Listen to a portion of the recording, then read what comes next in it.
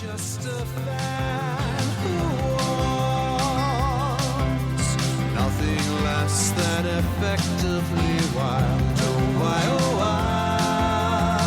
wild. Oh, wild. Nothing less than effectively wild. Hello and welcome to episode 2343 of Effectively Wild, a baseball podcast from FanGraphs presented by our Patreon supporters. I am Ben Lindbergh of The Ringer, joined by Meg Rowley of FanGraphs. Hello, Meg. Hello.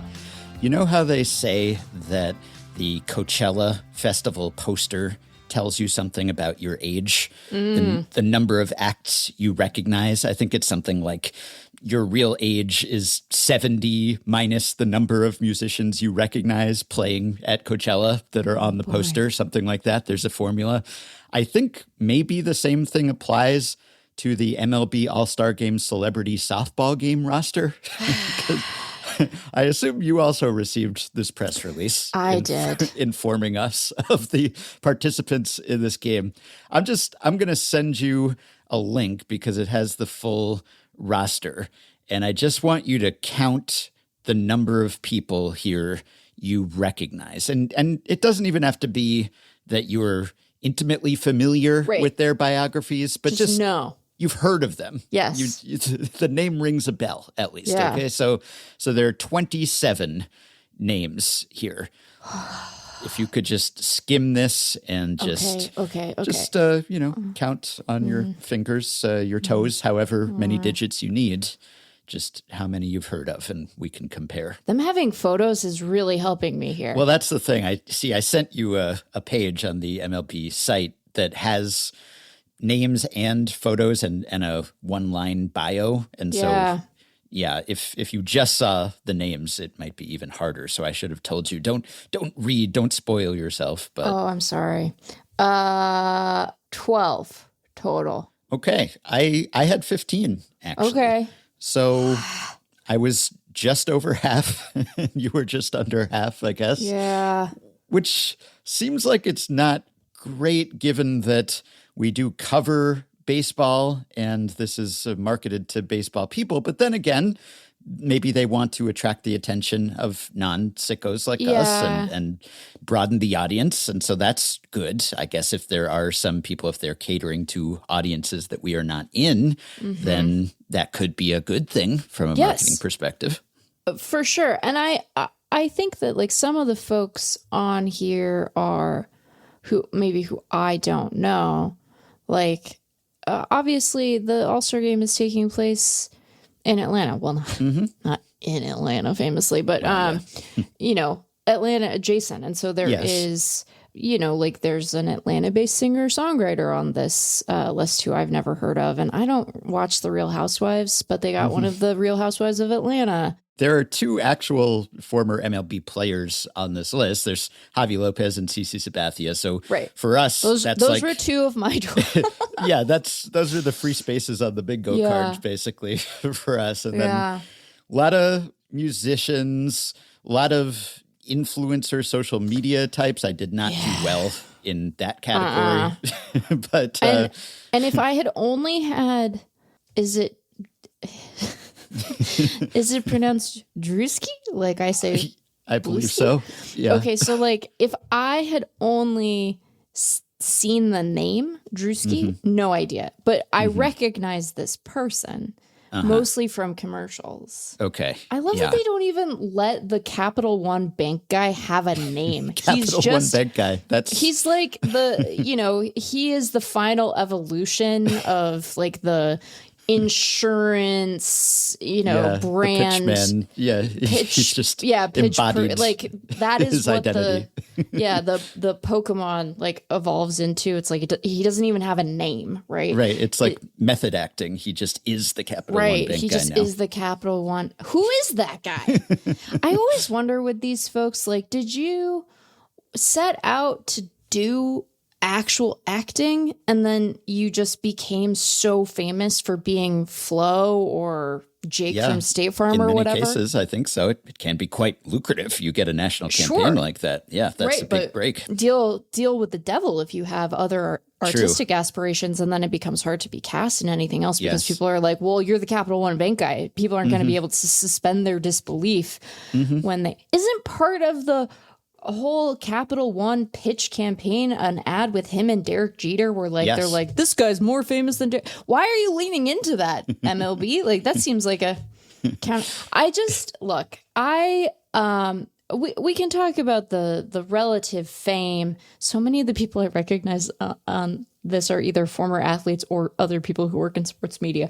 Right. It's like, Maria Taylor, Elle Duncan, Jenny Finch, Natasha Watley, Michael Kelly, the actor from House of Cards and Special Ops Lioness, the guy who always plays the government fixer who does the things that are off the books, the black ops. That's him. That's him. I feel a little less out of touch. Clearly, I'm out of touch with almost half of these people, but I feel a little less out of touch culturally. Terrell Owens is on this. So, there are a number of former athletes, so that helps a little bit. But with Coachella, it makes me feel old. In this case, I'm not sure that I feel old because some of the people here I don't know are not themselves young. I think it's just that the caliber of celebrity here is not super high. We've got some A-list. Do we even have an A-lister on here? It's B, it's C, it's D list, other than the athletes, certainly, when it comes to the celebrities who agree to play in these games. I feel like it used to be bigger celebrities playing in the MLB All-Star Celebrity Softball game. I haven't done a rigorous analysis of that, and it could be that that's culturally skewed because I used to know them and now I don't. But I do think it used to be bigger stars. It was like big actors, and now it's more influencers who obviously have large followings, but it's a little more segmented. Maybe this is just a death of the monoculture kind of conversation. But some of these people I don't necessarily feel that bad about not knowing. Oh, sure. Yeah. Like the influencers, I'm sorry. Like this is a much longer conversation and one that's probably not super well suited for the podcast, but like, I'm sorry, that's not a real job. And I don't mean that in like a trying to I mean it like be honest about what your job is. You're a salesperson. You work in PR. You're an get out of here. Get out. So like, I don't feel bad about not knowing the influencers, which isn't to say you are not influenced. No, not by, and to be clear, not claiming that I am not influenceable because I too have bought stuff on Instagram that I later end up returning or not being able to return, as the case may be. I'm not above it. I'm just saying that, I miscounted. My number is 13. Oh, okay. My number 13. is almost 13. Half. Yeah. Almost half. Yeah. Okay. Yeah. Sorry. Well, no. I will. No. 14. It's 14. The count keeps climbing. Yeah. Okay. Yeah. Sorry. It's 14. Some of these people, I have no idea who they are though. But I think you're right that like. Okay. Our counts are very close then. Yeah. This strikes me as less an issue of us not being out of touch. What a self-indulgent thing for us to say. And it is the children who are wrong. Yeah. That there is perhaps, at least among the non-athlete participants, maybe a slight to significant decline. Because it's not like there's no one, like, Big Boy's going to be there. Like that. Big Boy's, he's big. Yeah. Like, come on. And you got to have a member of Outkast at an Atlanta All-Star game. Like, come on. Yeah. But Bad Bunny was in the Celebrity All-Star game when it was in LA. Is the current, and it's not that like, is someone with that current level of fame. Now, I am probably indicating my ignorance of some of the actual like musical artists who are on this list, and I'm just not familiar with them. So I might just be playing myself, as the kids would say. But I would not have known Storm Reed's name. Because I didn't watch Euphoria, but I did watch the first season of The Last of Us famously in real time, and she was quite good in that episode. It was heartbreaking. Could be any episode that I'm talking about, but the one with her in particular was like one of the stronger ones, I thought. Okay, well, I'll link to the roster on the show page, and you can all come up with your MLB All-Star Celebrity Softball Game numbers and compare notes. I'm going to be on my soapbox ever so briefly, if you'll allow. I understand that like the All-Star break has so many days and only so many. And sometimes you're going to have to double up a little bit on a day from a scheduling perspective. But the fact that this game is part of why, not the only reason, but a major reason that the Futures game is only 7 innings is insane. And I remain mad about it. No. Yeah, No. those are your celebrities, the Futures game That's right. participants. Yeah. Okay. Well, we hope that people are influenced to become fans of baseball, even if it's through the MLB All-Star Celebrity Softball Game. And it's fine. It's fine if they are, right? And I think it's good to cast a wide net. And I'm sitting here like kind of giving influencers a hard time. And I think that I'm right. But also like they are a big part of the media landscape. So the notion that like they might have appeal for someone seems quite feasible to me. I mean, like 400 million people follow Mr. Beast on YouTube. Sure. That's a sign of societal decline, but like also indicates a segment that, you know, presumably some meaningful portion of that group lives in the U.S. Yes. He's not playing in the celebrity softball game, to be clear, but no, I'm fine with people. He's much too famous to be in this game. He has much too much influence. Yeah, and you hope that some of the influencers can use their influence for good. And of course, with Mr. Beast, there's always this conversation about, is he using his clout for good, or is he doing good for clout? And does it matter? But yes, hopefully some people can use their platform for something worthwhile in addition to their own profit. And maybe it'll be turning them onto baseball. We can hope. I do think that, you know how there's the commissioner can add one or more players in an honorary capacity to the actual All-Star game roster. That hasn't happened, I guess, in a couple of years. It was Pujols was the first, and then Miggy the year after that. Right. And I haven't heard that that's going to happen this year. But I was thinking that this would be a good year to get those 3 aces in the twilights of their careers. Maybe it's tougher for a pitcher because it depends on when they're available and if they're available. But if we could get Kershaw, Scherzer, Verlander in those honorary spots, actually, I guess you can have more than one on one roster. But if you had Kershaw and Verlander on the NL team and then you had Scherzer on the AL team and you needed to round that out, make it even, you could call up Rich Hill. That could be his major league debut for 2025. He could be an honorary All-Star. So it would be Kershaw, Verlander, Scherzer, and Hill, 4 luminaries defining pitchers of their times. I think that would be a nice way for him to break in potentially. I don't want to like yuck people's yum about the All-Star game. And I like that we have this like, you know, commemorative spot, but I think that you want the guy to like see real big league action first, not because it's going to change the way he pitches, but it's like if the first time he's in a thing is in an exhibition game, it feels gimmicky, you know? Rich Hill doesn't deserve a gimmick. Rich Hill deserves his chance. It's true. Well, he should have just been in a rotation the entire time. Yeah, seems crazy. Yeah, he has never been an All-Star. It's time. What? I think. No, he's never been an All-Star. In our hearts, he has, but he's never actually been one, I don't believe. So I'm surprised by that. It's just that he's floated around so many different teams, and some of those teams have been quite bad that I thought he would have lucked into one of the we got to send someone from this club spots, if nothing else. And then, you know, he had seasons where he was very good. So yeah, and seasons where he was hurt. Maybe that played a part in it. But yes, I think that might be the time.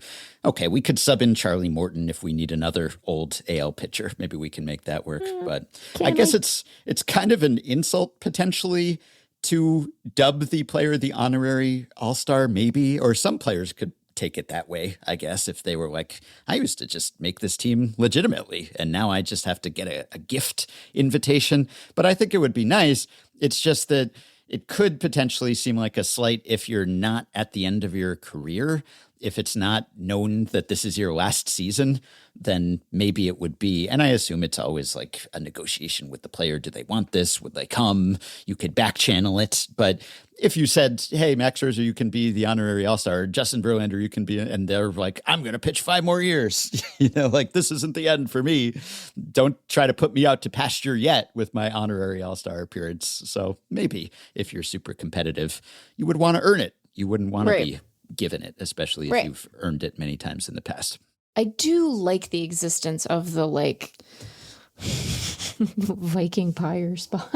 Yeah. I think that having the opportunity to fet these guys, even if the, exact season they're having doesn't necessarily merit it, which in Pujols' case was not true, right? Like his final year was like quite strong. He was deployed properly, and then he hit well, he was vintagey, not although vintage. it was especially late in that season, right? He really turned it on, I think. So I'll have to look up that's true. Maybe it was after did he get traded that year?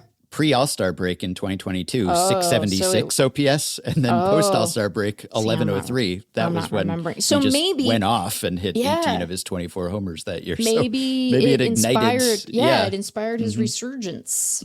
Could be. But I like it. Like, the purpose of these games is not serious. The purpose of these games is to celebrate the sport. And so having an opportunity to fet people who have been very important to the sport, even if like the year that they're having would not at an earlier point in their career merit all-star selection, I think is good. It seems like a good use of the exercise to be like, this guy's retiring. We know it. We're going to miss him. Here's a chance for him to stand and get a standing ovation from all the people in the ballpark. That's cool. I like that. I think that's good. But I do think you need to don't be take in someone the else's spot who maybe hasn't made one yet. Like Rich Hill, for instance, but someone who, it's always been kind of a honorary, let's send Cal Ripken to the game and maybe we'll groove one for him and we'll have the heartfelt moment where he is replaced at his position, even though he's not that great a player anymore. But this way you can do it without actually taking someone's spot. And it was always clear that that was kind of an honorary position, even if it wasn't technically. So it is good. All right. So one little bit of news just about, we talked about old former Atlanta pitcher. Here's a bit of news about a current and younger one. Schwellenbach, Spencer Schwellenbach. He has suffered an injury like almost every other pitcher in that rotation this season. And it's not a sproing. I guess we need a new word for it. It's an elbow injury, but it's a fracture. It's a small fracture. Now, there have been pitchers who have horrifically just broken their arms while throwing, but this is one that bolsters my hobby horse about don't throw so hard, everyone, which clearly everyone is heeding my words and my warnings there. But Schwellenbach had recently experienced a speed uptick. So he was just coming off of a career high 12 strikeout performance against the Phillies on Saturday. And he felt some soreness, some discomfort. I guess it wasn't a super acute pain, but he got imaging and it showed a small fracture. And now he's out potentially for the rest of the season, though potentially not. Schwellenbach said, doctors just used the term freak accident. Honestly, from the bump in velo I've had in the last month, maybe my elbow just wasn't ready for it. Who knows? It could have been anything.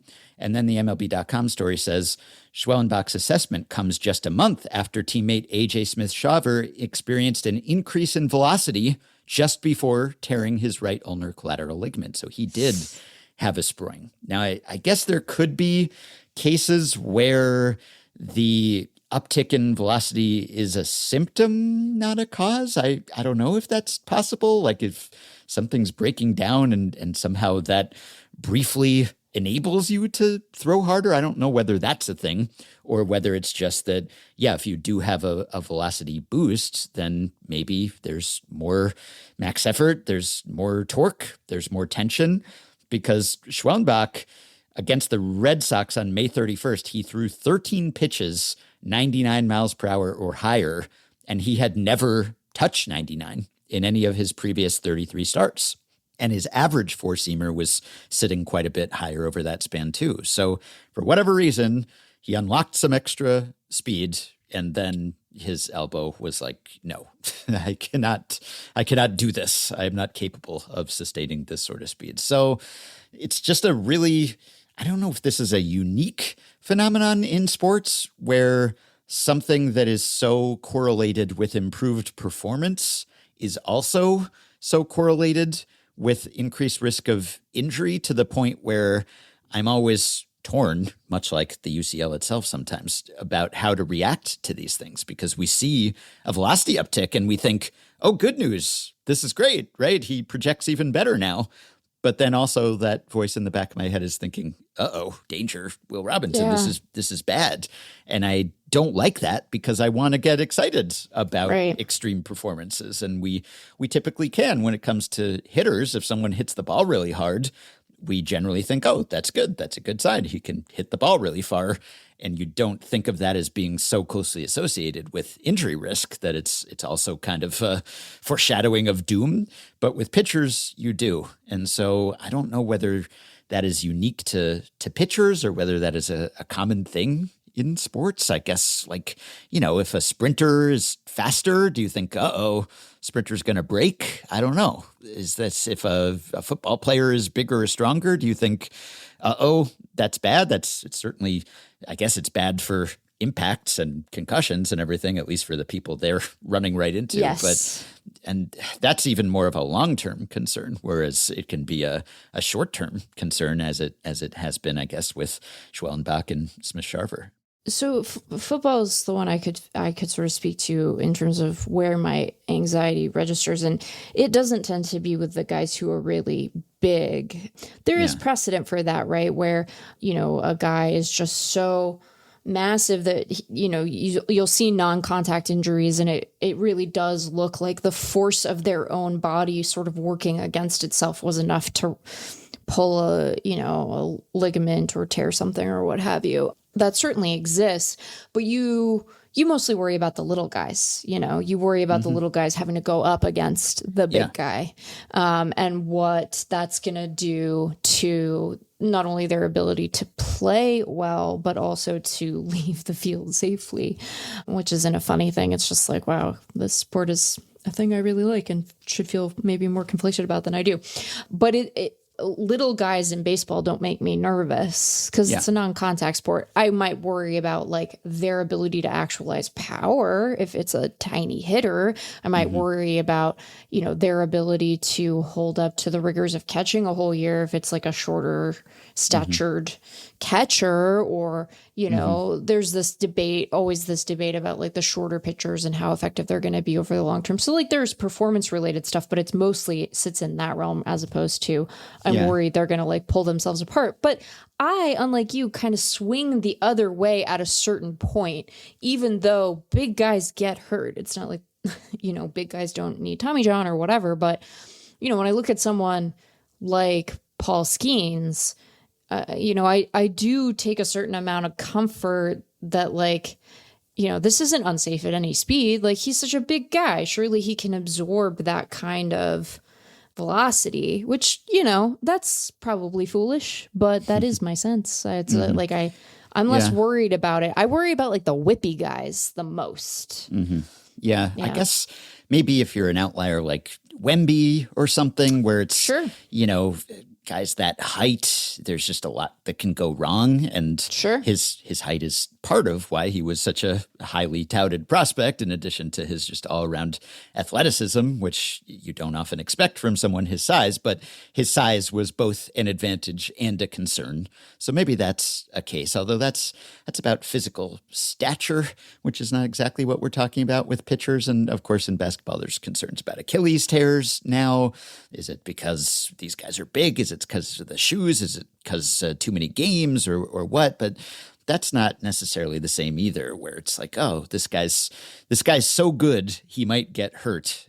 That's something where, I don't know, I'd associate that almost with racing, like car racing, like test pilots or something. Like the more extreme and scintillating the performance, the more dangerous it is, perhaps. that's maybe, if you're like amazing at defense in baseball and you're constantly leaping and diving, that could be a case where you're thinking, oh, he's going to run right into the wall and he's going to hurt himself. But pitchers, I think, are sort of singular in this respect, where I'm just always conflicted because we know, like, okay, this guy just added a tick of fastball velocity. That's good. That bodes well, but also maybe it bodes poorly too. So it's just always just a conflict, and I don't care for that conflict. I think that that's fair. I do think it's dangerous to be a test pilot. I think so too. Yes. Historically speaking, that is probably It doesn't been the always case. go well. No. Okay, so we've got just a few news stories to discuss, and that'll be the rest of this episode. And I guess we can lead with the newsiest and timeliest right now, which is the latest sign of our sports betting apocalypse, the latest gambling scandal involving the Guardians' Luis Ortiz. So we are recording on Thursday afternoon. Ortiz was scheduled to start for Cleveland on Thursday night. He will not be doing that because, as was reported on Thursday, he is on leave and he is under investigation by MLB in partnership with the union. He's not suspended. He's still being paid. It's technically called a non-disciplinary paid leave, though I guess the fact that he is not making this start is sort of disciplinary, but not really because he hasn't been found at fault. He's not guilty of anything yet, but they're just taking the precaution of taking him out of the game. And we know, based on an ESPN report, something about why this is. So he has been placed on leave because one of the betting integrity firms that monitors the action at sportsbooks detected that there was an unusual pattern of gambling activity specific to two particular pitches that Ortiz threw in June. Yes. So this was June 15th against the Mariners, June 27th against the Cardinals, the bottom of the second inning against the Mariners, the top of the third inning against the Cardinals. He threw first pitch sliders for balls. Yeah. And evidently there was a lot of gambling activity on these specific pitches in Ohio, New York, New Jersey. And the wagers were that these pitches would be balls or hit by pitches. And so as far as we know now, we don't know whether there is anything directly linking Ortiz. We don't know whether there's a paper trail or a digital trail that suggests that he was aware of this, that he was doing this on purpose, but there is suspicious betting activity, which might suggest that someone had a tip that these pitches would be balls. And so this is different, I guess, from some of the gambling scandals that we've seen in baseball recently, where players were suspended temporarily or banned permanently in the case of Tucupita Marcano, because those were betting on baseball games, but not allegations of game fixing, right? And even Pat Hoberg, the umpire, he was seemingly sharing a dual owner of a sports betting account where baseball betting was going on. But in these previous scandals, there were no real allegations that the players had done something to influence outcomes in games in sort of a Black Sox scandal type way.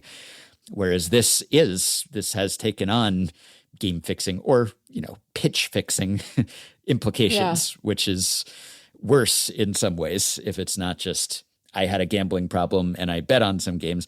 Obviously, the reason why betting on baseball is banned for people in baseball is because of the concern that they might know something, they might influence something. But this is specific allegations for particular pitches. So, okay, I want to try to be reasonable because I am often on my high horse about the gambling stuff. It seems to me that if you are the league and you are trying to walk this line whereby you have affiliated sports books, but you are still obviously concerned with the integrity of your sport, that these kinds of micro bets are disastrous and shouldn't be allowed. And that you could have an entire class of bets that aren't about like particularly ball strike calls. And I asked Chris Crawford if this is a typical way for these to be presented, right? Because the bets, both times the bets that the available bet on the pitch was a ball or hit batsman, which I found interesting that it wasn't ball or strike. I really think you cannot allow ball to be an available bet because, you know, even the very best pitchers in the world sometimes miss their spots and are trying to throw a strike but can't for whatever reason. But you can pretty reliably throw a ball if you mean to. And so to your point, like people who are involved with the game, who are employed by the league or its teams, are prohibited from betting on not just baseball, but any bat to ball sport. And the reason is because of competitive integrity issues. You don't want a game, a particular at bat, an inning influenced by anything other than the competitive drive of the people on the field and their skill. And so I don't know why you would allow this category of bet, and maybe saying like micro bets, maybe banning that is too broad. You know, I haven't thought through all of that yet, but it seems wild to have pitching related micro bets that allow for you to bet on a thing that the pitcher can very directly control. You know, that seems like what else do you think is going to happen? This is the most obvious point of vulnerability. This and umpires, to my mind, are the most obvious points of vulnerability. And it doesn't mean that there aren't broader sort of like conspiracies that could emerge that might put other outcomes or what have you in play. Obviously, one could, as we discussed, drug someone and then they throw an amazing game and then your bet that you will lose will be undone and you have to kill him with a fastball in a batting cage. You know, like these things happen. But I think that there is maybe work that could be done to address what seems like a very obvious vulnerability within the system. And like, to your point, we don't know, other than he's the guy who threw them, we don't know what the theory of the case is here to the extent that there even is one. But as soon as you think there's a possibility that a guy might have thrown even a pitch, you got to take him off the field. Like you can't let him play anymore, even if he is ultimately exonerated of any wrongdoing here. Yeah, which is possible, right? Totally. In the NBA, they've had a bunch of scandals lately. Yeah. Terry Rozier was under investigation, and it was just reported this week, I believe, that he was cleared of wrongdoing. But of course, Jonte Porter was found to be guilty and banned from the NBA for life and even, you know, in legal trouble. And then Malik Beasley is now also under investigation. Those are prop bet sort of situations, like, you know, guy will or won't score a certain number of points, that kind of thing. And yeah, the micro betting, the ESPN story says betting on the result of first pitches is offered by some sports books. Yeah. I thought you could or would soon be able to bet on any pitch. I didn't even know that it was just limited to first pitches. I don't know that it is just limited to first pitches. I think that my understanding is that, and you know, it varies book to book. Yeah. And what micro bets they entertain, both in terms of like the pitch itself, like as in the number that it is in the game, or the outcome that they allow you to bet on. I think that can kind of vary. But like I've seen people betting pitch by pitch at games. Oh, sure. Yeah. It's the whole business model for InVenue, the company we talked to that does the odds for Apple TV Plus games. Their whole goal was to get involved. That interview? Yes, I do. That was the craziest hour of my whole life. Their whole goal was to get into micro betting. And really, you can see why it would be lucrative, but you can also see why it would be dangerous and Pandora's box, even more so than the legalization of sports betting generally. And yeah, I'm generally in the camp of I don't think gambling on sports should be illegal. I just wish that, like me, no one else wanted to do it. It's like I feel like the world would be a better place if it had never been invented somehow, or if everyone else was equally uninterested in it. And yet I do support people's right to do that And even though it's going to lead to harm for a lot of them. And that's the thing, though, if you were going to regulate, and I do think that there should be more regulation, certainly of marketing and availability of these things, but also maybe some specific betting types. And micro bets, you can see why they wouldn't want that to be banned or regulated, because even more bets, so many opportunities to bet. But that seems even more dangerous for people who are susceptible to problem gambling, who could get addicted if there's just an unlimited number of things. I mean, there's already so many things you can bet on, every sport in every part of the world at all hours, but to open it up to the hundreds of thousands of pitches that are thrown in the course of an MLB season, that plus, as you said, the potential for players to fix things, which just seems pretty limitless. And really, I think this is one case where if this is going to be offered, then it is better for the action to be legal and monitored, because how would you ever know if you were doing this just off the books? I mean, the only reason why we know this happened is because there's this company that's set up to flag bets like this.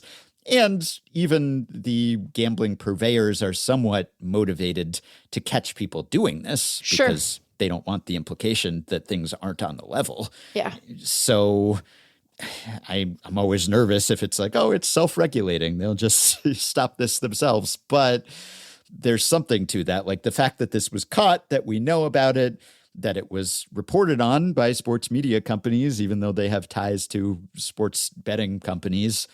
That's all good, I guess, because this has to have happened. Now, I don't know whether the legalization of betting has just made it more feasible to bet on these things. Like maybe when you had to go see your bookie to put some money down, I don't know whether your bookie was offering action on individual pitches. So it's possible that the legalization of sports betting has just made this kind of thing more commonplace.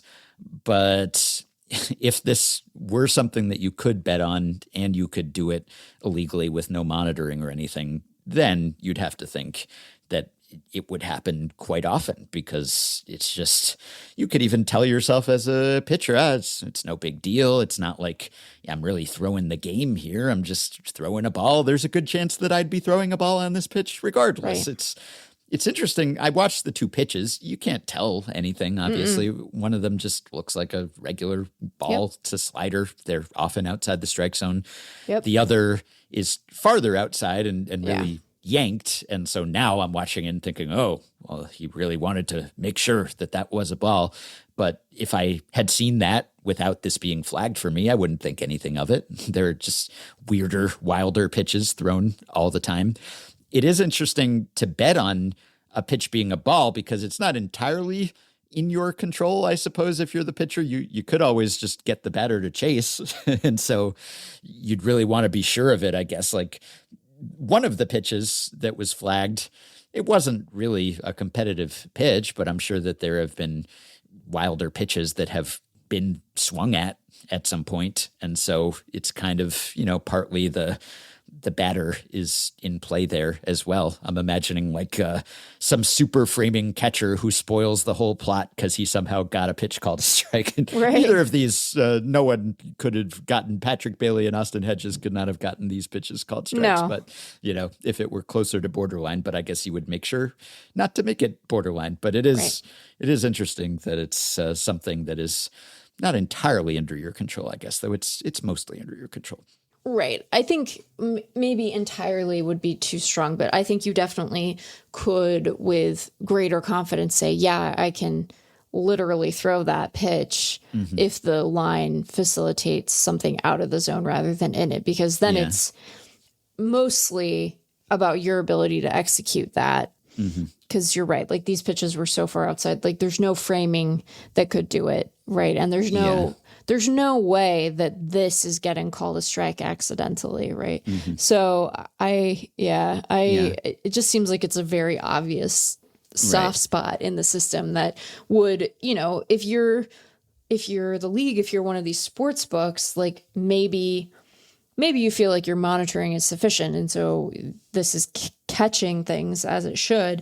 But I do wonder if there's like a strategy here to be like, hey, we're worried about this. We recognize that this is a kind of bet that could be open to manipulation. And so we're going to stop offering it for a while, or we're going to stop offering it in perpetuity. And instead we'll give you 14 parlay bets to bankrupt you better. Like, we'll just make up our money somewhere else. Yeah. Matt Trueblood noted on Blue Sky that the second of these pitches was the sixth hardest slider he's thrown all year, and his release point was about 4 inches higher than on the 5 faster than it. But he says the smoking gun is the first one. It had by a good margin the highest arm angle on any slider he's thrown this year.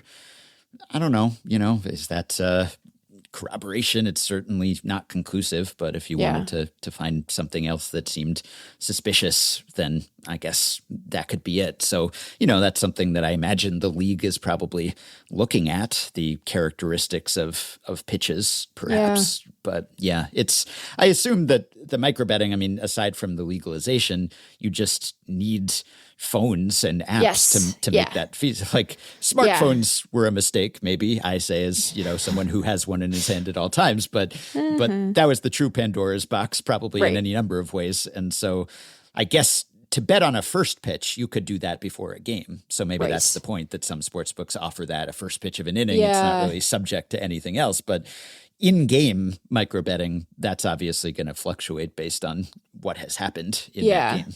I want to be careful as I continue my crusade to convince every man under the age of 40 in America not to participate in sports betting, just to pick the demo that's most likely to do it, that a couple of things are true simultaneously. I think that the presence of phones and the ability to do this on an app away from a casino has supercharged both the market for these kinds of bets and the addictive properties of sports betting.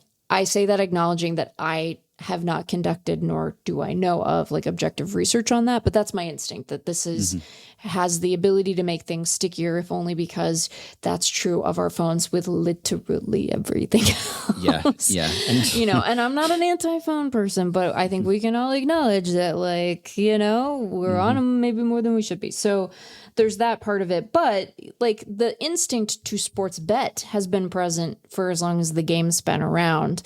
And I think that we should properly identify the danger here, which is the ability to do it very easily as an individual bettor, and the proliferation of it and proliferation of bets that are largely facilitated by the technology existing just introduce more points of potential vulnerability into the system, either for your own pocketbook or for an athlete who has incentive they might not have before to throw a little pitch. And to your point, you might be able to do it and be like, what's the big deal? Like, I throw balls all the time, I've worried about this in the minor leagues too. Yes. Because, you talk about umpires, maybe because they can influence so many things and because they're not as well paid as the players in the majors.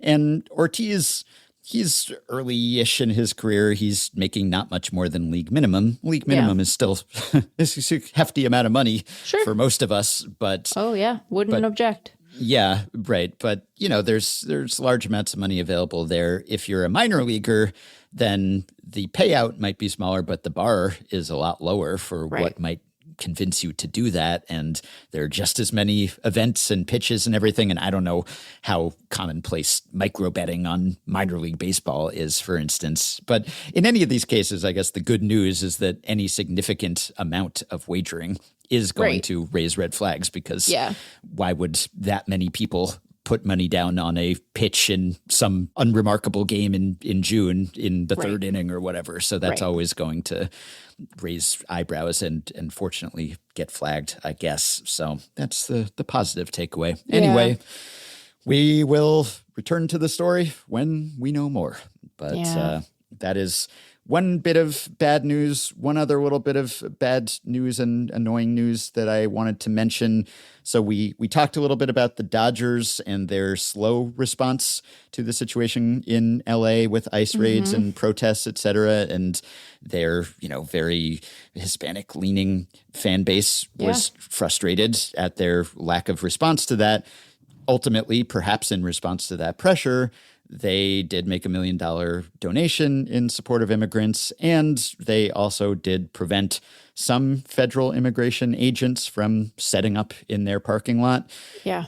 Subsequently, they have now been sued, or there's a federal complaint filed against them over their DEI practices. And this is America First Legal, which is Stephen Miller. Guys, man, I'm sorry. I'm going to lose. Sorry for the big swear, but I'm not, because I am just, sorry. This is the fairly loathsome Stephen Miller, who is the White House Deputy Chief of Staff and one of Trump's top advisors and ideological people. He started this group, and this has been going on for years. And in fact, this same group, America First Legal, filed a similar complaint against Major League Baseball back in 2023, which preceded MLB downplaying its own DEI initiatives. That was filed before Trump and Miller were back in power, and maybe it wasn't heeded initially.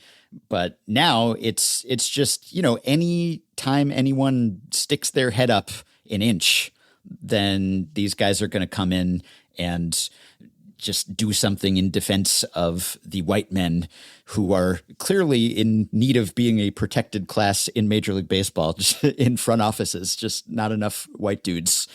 Finally, someone's sticking up for my people in Major League Baseball. But really, they're going after the Dodgers and Guggenheim Partners, Mark Walters' company.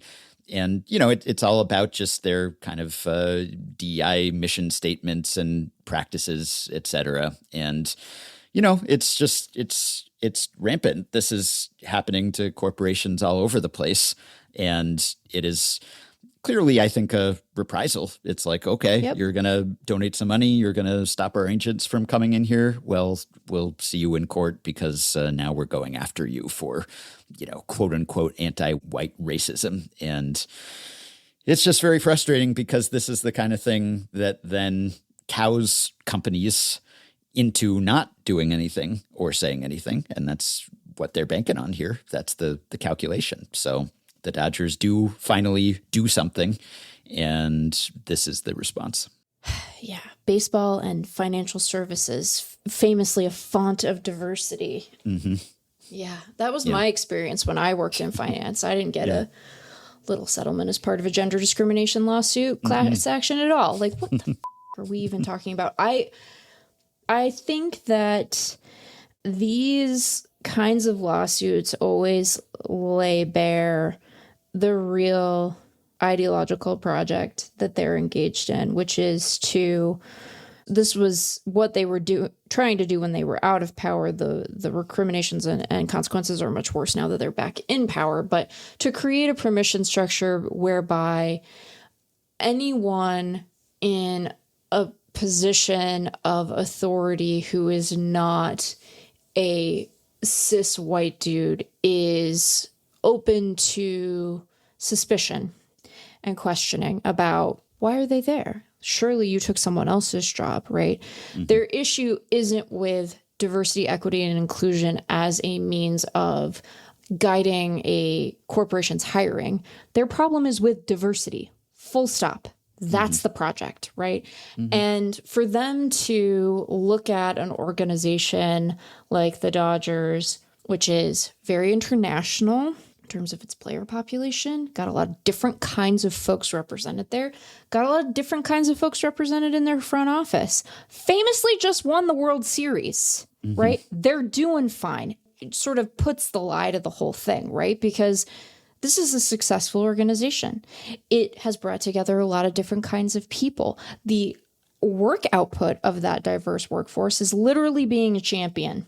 Mm-hmm. So what are we doing here? Mm-hmm. Like, I think we can just call this stuff what it is. This isn't them being annoyed that you have to sit through an annual, sexual harassment training, right? Mm-hmm. They're racists. They're segregationists. They're white supremacists. That's the project. We're recording this on the day that the House just passed this monstrosity of a bill, which is blowing out ICE's budget in a way that is going to make it the most heavily funded federal law enforcement agency that we have, more than the Bureau of Prisons. And we famously love putting people in prison. And so they're not like, it's all just being laid bare. That's what they're trying to do. They are trying to intimidate the Dodgers. They're trying to intimidate Guggenheim Partners. Guggenheim Partners has a lot of money. It has offices all over the world, is my understanding. I'm sure that they will fight back against this, but they are hoping for concession. And I just hope that both the Dodgers and Guggenheim Partners looks to all of the different corporations, nonprofits, universities that have gone down that road. They don't stop, right?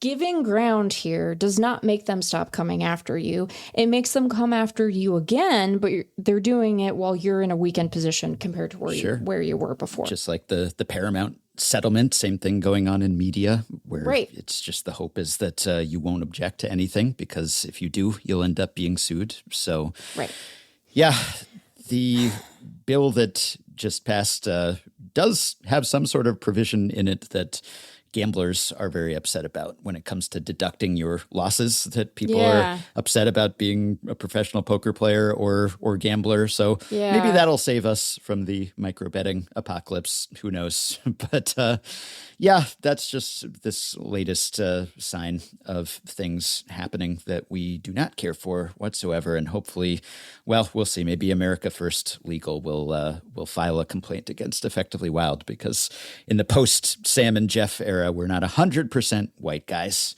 We're white, but yeah, but we would have been safe in the Jeff or Sam era with our host lineup here, but this could be a problem. So I'm kind of surprised that this hasn't been leveled against me on social media, but maybe this is the benefit of me having quit Twitter. All right. Lastly, we said that we would return to this last time. Rob Manfred's comments that were reported earlier this week about his approach to the upcoming labor negotiations with the players. He is attempting to do an end around the union leadership and speak directly to the players themselves. And his message is apparently that he is the benevolent man who wants the players to make more money.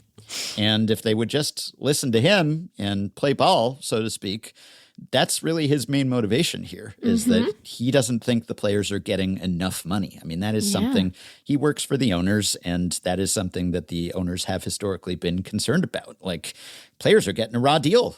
How can we set up players with a cushier situation? So that is what Rob is saying here. These comments were reported by Evan Drellick, wrote about them at The Athletic, and evidently he said this during an investor event that the Braves were holding. And he pretty explicitly said, the strategy is to get directly to the players. There seems to be kind of a mismatch between what we see at the union leadership level and what the players are thinking. I don't think the leadership of this union is anxious to lead the way to change. Certainly not the change that Rob Manfred wants. But, so we need to energize the workforce in order to get them familiar with or supportive of the idea that maybe change in the system could be good for everybody. Everyone. Yeah. Change such as salary cap, for instance. Right. Change such as a signing deadline in the offseason. A bunch of changes that seemingly would benefit the owners. But Rob Manfred is insisting would be good for everyone too. And so he says that in the player meetings that he holds with teams, he starts with a rhetorical question. What does the current system do for players?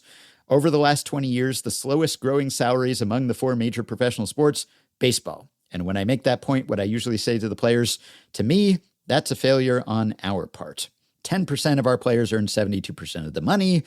I usually try to avoid the high-earning guy at this point and find a younger player and say, look, if you're one of the 10%, it's a great deal, but if you're the other 90, it ain't so good. So pretty explicitly, he's trying to divide and conquer. He's trying to divide the players from the union leadership, and then also the lower earning players from the higher earning players. Right. And he has some figures in here that It's hard to verify. I Yeah. don't know whether he is, cooking the books a little here. I'm sure it's the most positive spin. Maybe he's not making these things up out of whole cloth. Like, I don't know, have MLB players' salaries on a percentage basis increase less? Perhaps they have.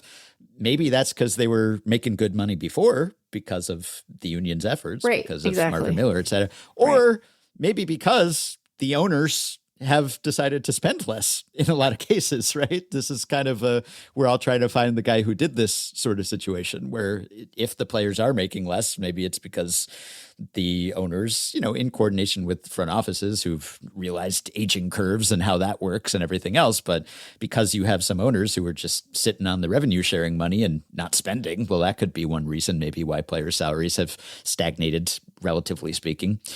Manfred said, my first deal where I was the chief negotiator in 2002, we were spending 63% of our revenue on players. Today, we spend about 47% on players. Again, is that because the players have done poorly for themselves, or is it because the owners have tightened the purse strings? I said, so what does that mean? I said, the math means the players are getting smaller and smaller percentage of each dollar. And in fact, if we had made the deal 10 years ago to share revenue 50-50, you would have made $2.5 billion more than you made. Obviously, the union, Tony Clark, came out and said this is full of misleading or downright false statements, coupled with their already announced intention to shut down the sport unless they get their way. So what do you think? Would this pitch work on you if you're earning the major league minimum and Rob comes over and says, I've got a deal for you. I can make you more money. Would you say, okay, Mr. Commissioner, let's do it?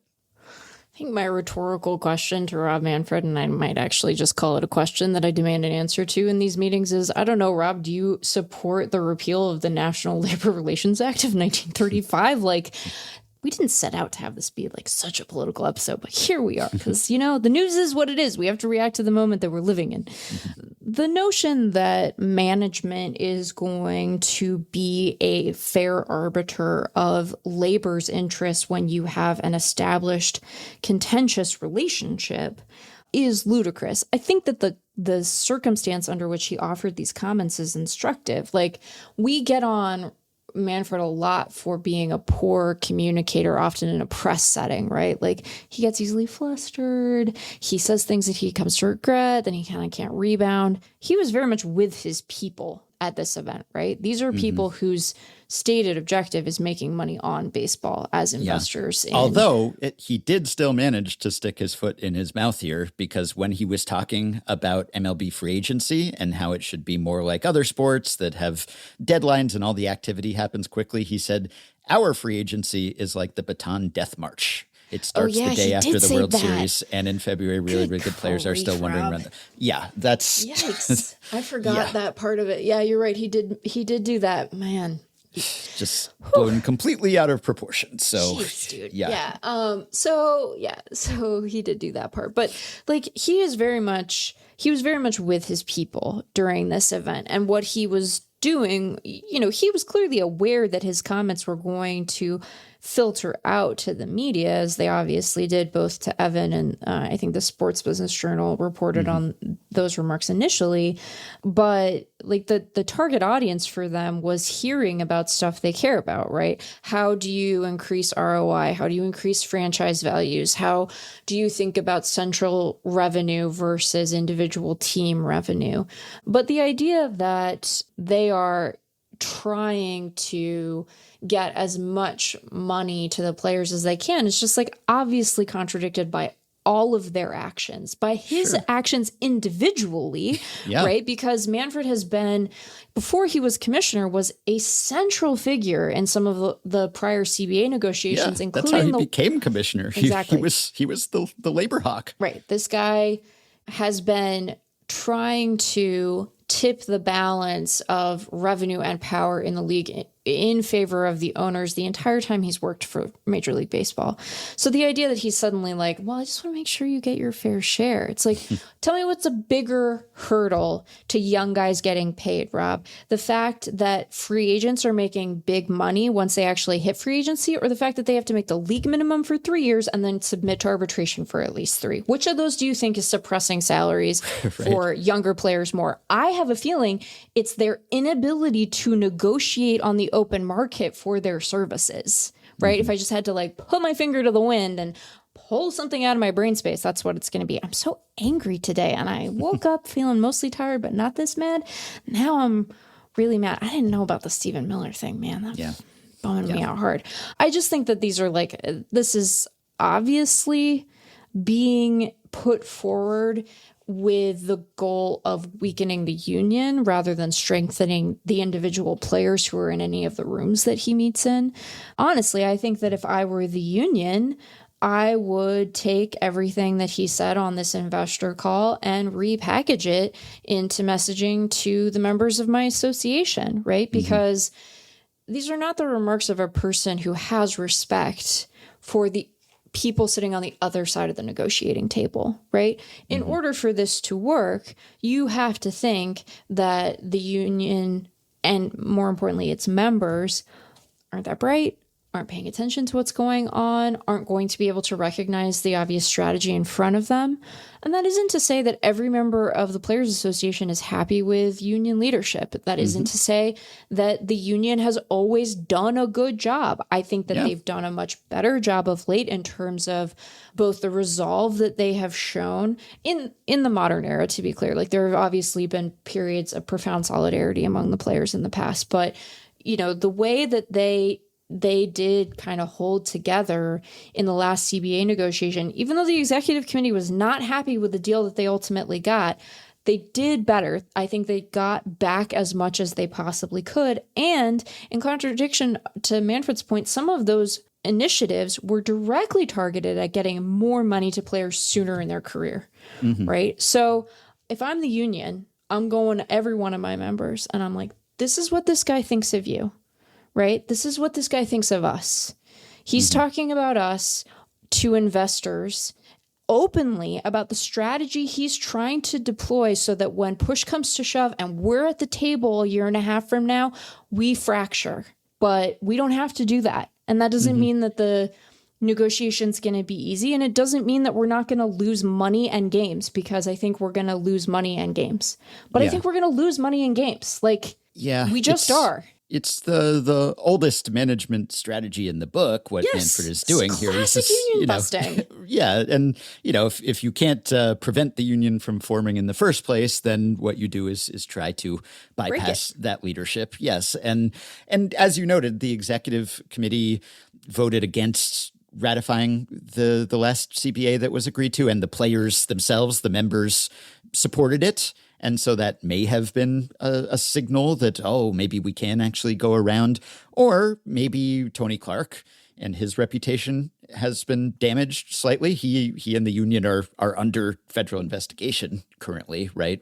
I don't know whether there's any fire to the smoke that is happening here. And it's not just Clark, but it's, this concern that maybe union leaders were enriching themselves, which has happened, could have happened. I know nothing about this specific case, but between those things, and there was also like an attempted coup of union leadership last year, right? Which went nowhere, but again, maybe there are some signs of vulnerability here potentially that Manfred is trying to exploit. And, historically speaking, he's known what he's doing in labor negotiations. So maybe there's something to that. And there could be cases where the leadership actually isn't great and, there could be a point to it, but it's just on its face, really the contention that he's coming in and saying, I want to help you make more money. That is obviously the opposite of what he is employed to do and what he has been doing for 3 decades or so. So it's very much a wolf trying to look like the grandma talking to Little Red Riding Hood sort of situation. And I would guess that it won't really fool anyone.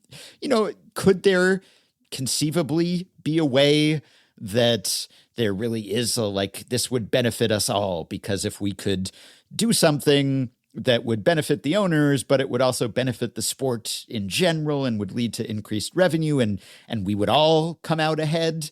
Maybe you could come up with a scenario where that's true, but I don't think it's a salary cap or an off-season signing deadline, which I get. It's exciting when all of the NBA free agents sign at the same time. That just happened. But the reason why this happens in other sports is because they do have salary caps. Right. They have a limited pool of money. Exactly. Yeah. And so you're squabbling over the same dollars with your union mates, and you are kind of competing against each other, and owners, they can wait because you're just one player and you have to find somewhere to play. Whereas the owners, they have leverage because they're going to field a team one way or another. And you need to sign a contract if you're going to play and make any money as an individual athlete. And so I think everyone mostly agrees that while having a deadline might be exciting in some respects, it would be exciting for a little while. But I always remind people, the offseason is still the same length. And so if you compressed all of the activity into a very small window, then you would have months where absolutely nothing was happening and not even rumors or hot stove stuff. So I don't actually know that this would be better. It might generate headlines and attention for a week or something, but then it would just be dead for months on end. So I don't know that that's actually superior, because baseball doesn't really have the same off-field intrigue and drama that goes on in the NBA. And so there aren't as many other storylines that would sort of pick up the slack there. So yeah, I don't think that Rob is recommending this just out of the kindness of his heart. And the Braves chairman, Terry McGurk, said that MLB teams typically are valued at 4 to 9 times their expected revenues, whereas NBA teams might be 10 to 15. And he said Rob can fix that.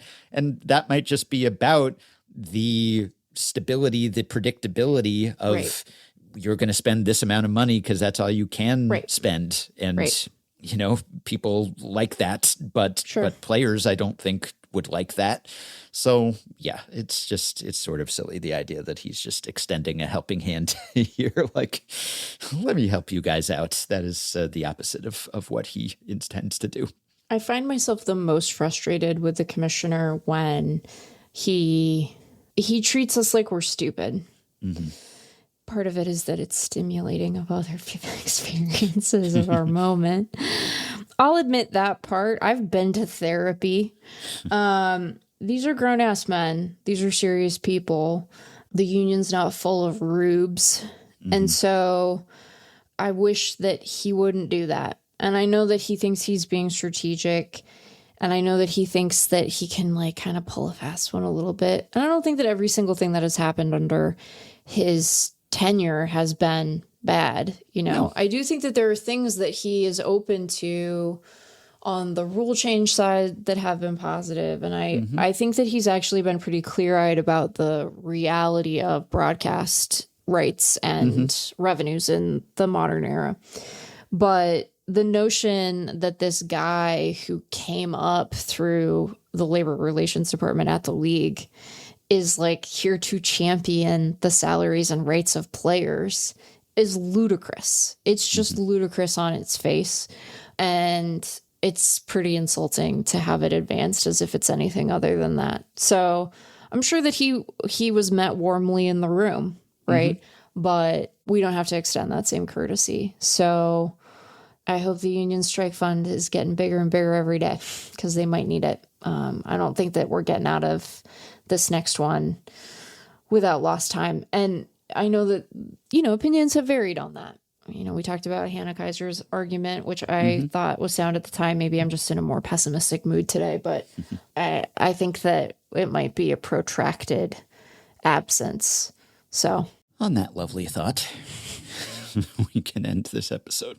All right. It is tough sometimes these days not to crash out, not to be on tilt. You can try to stick to sports, but these stories will find you even inside sports. We will have one more episode this week despite the holiday, and I think it'll be a little lighter-hearted. I was heartened to hear from producer Shane, who is still in his 20s, that he didn't do any better on the All-Star Game Celebrity Softball Recognition Test than we did. He also pointed me to a YouGov page with data on what percentage of all-American adults have heard of various celebrities.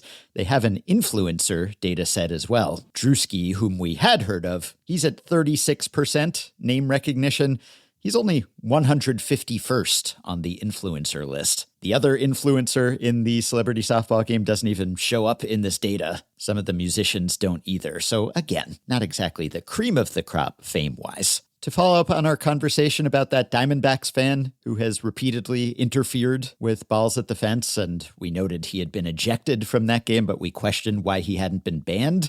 Well, now he has. Only for the rest of this season, but he has been banned from Chase Field for multiple offenses during games. The fan actually did an interview. He went on an Arizona sports radio station and said that he's been ejected 3 times and that he's been part of 9 or 10 replay reviews. Guy named Dave McCaskill. We thought it was 4 or 5 reviews he'd been involved in. This reminds me of when the police catch a killer and he cops to more crimes than he was known to have committed. Maybe he even brags about past crimes that went undetected. 9 or 10 offenses for McCaskill. The Diamondbacks said, this fan will have the opportunity to return to Chase Field in 2026 so long as he meets certain terms and abides by our fan code of conduct. Presumably one of the terms is, hey, knock it off. Also, thanks to listener Brad, who wrote in to say congrats to Ben on Anthony Siegler making the show, one of my minor league free agent draftees. 9 of my 10 draftees have been in the big leagues already this season. I just need one more to complete the set. Luis Curvelo, pitching in AAA for the Rangers. Please, Rangers, make my day. Help me have a perfect minor league free agent draft. Siegler has played a couple games for the Brewers.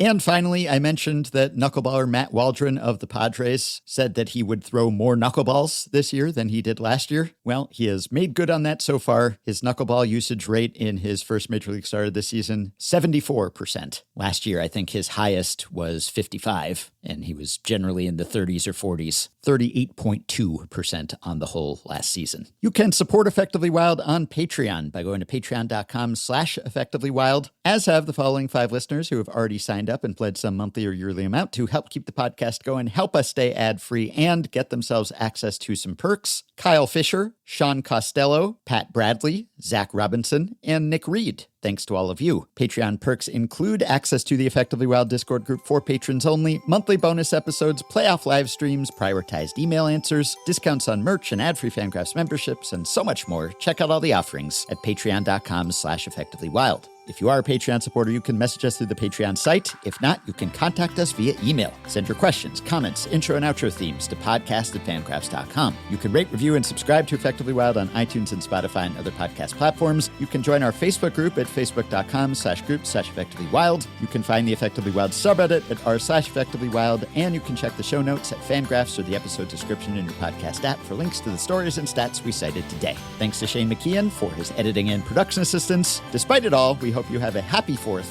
and we will be back on the 4th, or perhaps soon after, with one more episode this week. Talk to you then.